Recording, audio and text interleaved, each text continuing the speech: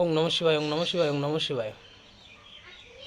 শ্রীকৃষ্ণ তার গুরু উপমন্যুকে জিজ্ঞাসা করলেন, পঞ্চাক্ষর মন্ত্রের মাহাত্ম্য বর্ণনা করুন, বা পঞ্চাক্ষর মন্ত্রের গুরুত্ব কী।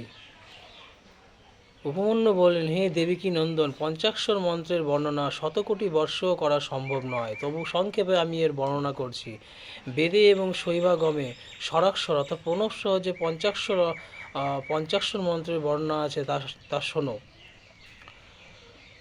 এই পঞ্চাক্ষর বা স্বরাক্ষর মন্ত্র অল্প অক্ষরযুক্ত হলেও এটি মহা অর্থ সম্পূর্ণ। এটি সম্পূর্ণ বেদের সার তত্ত্ব, মোক্ষ প্রদানকারী, শিবের আদেশে সিদ্ধ। এই পঞ্চাক্ষর বা স্বরাক্ষর মন্ত্র যে বহুবার জপ করে তিনি সংসারে নানা প্রকার সিদ্ধি লাভ করেন। তিনি সর্বদা প্রসন্ন থাকেন, সুখী থাকেন এবং আনন্দে থাকেন এবং পরমানন্দে থাকেন, এবং তার চিত্ত ও বুদ্ধি সর্বদা নির্মল ও পরিচ্ছন্ন হয়।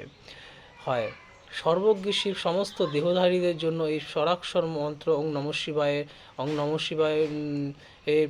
নমঃ শিবায়ের প্রতিপাদন করেছেন। এই আদি এই স্বরাক্ষর মন্ত্র আদি, অর্থাৎ এই আদি স্বরাক্ষর মন্ত্র সমস্ত মন্ত্রের বীজ বা সমস্ত বিদ্যার বীজ বা মূল বলা হয়েছে। বটের বীজে যেমন মহাবৃক্ষ লুকিয়ে থাকে, তেমনি এই মন্ত্র অল্প সূক্ষ্ম হলেও এটি মহাফল প্রদানকারী বা অত্যন্ত পরিপূর্ণ। ওং এই একাক্ষর শব্দে সর্বকর্তা, সর্বব্যাপী, সর্বকৃত্য দেবাদিদেব মহাদেবী অবস্থিত, এবং ঈশান এবং আদি যে ব্রহ্মরূপ তা নমঃ শিবায় মন্ত্রে অবস্থিত। ওষুধ যেমন রোগের শত্রু হয়, তেমনি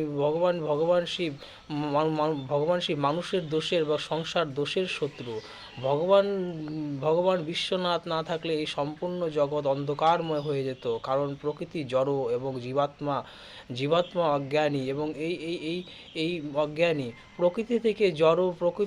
প্রকৃতি থেকে পরমাণু পর্যন্ত যে জড়রূপ বস্তু আছে তারা সক্রিয় না, তারা নিষ্ক্রিয়।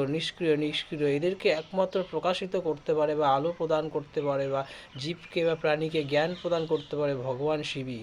তাই সকলকে ভগবান শিবের আশ্রয় গ্রহণ করা উচিত। তিনি সর্বজ্ঞ, তিনি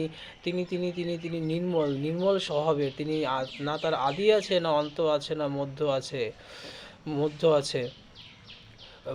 রোগী যেমন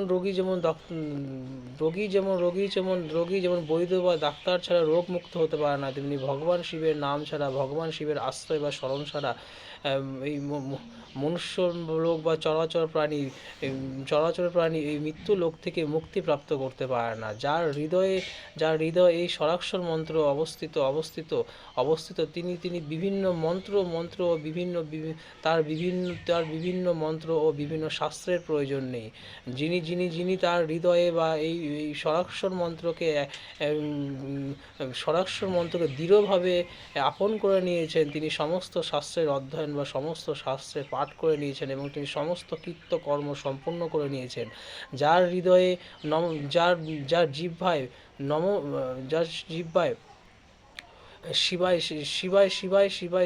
শিবায় মন্ত্র বিদ্যমান, তার জীবন সফল হয়ে যায়, এবং জগতের যত পণ্ডিত, মূর্খ, পাপী, তাপী, হীন ব্যক্তি হোক না কেন, এই স্বরাক্ষর মন্ত্র জপ করলে তিনি পাপ পঞ্জর থেকে মুক্তি হয়ে যান।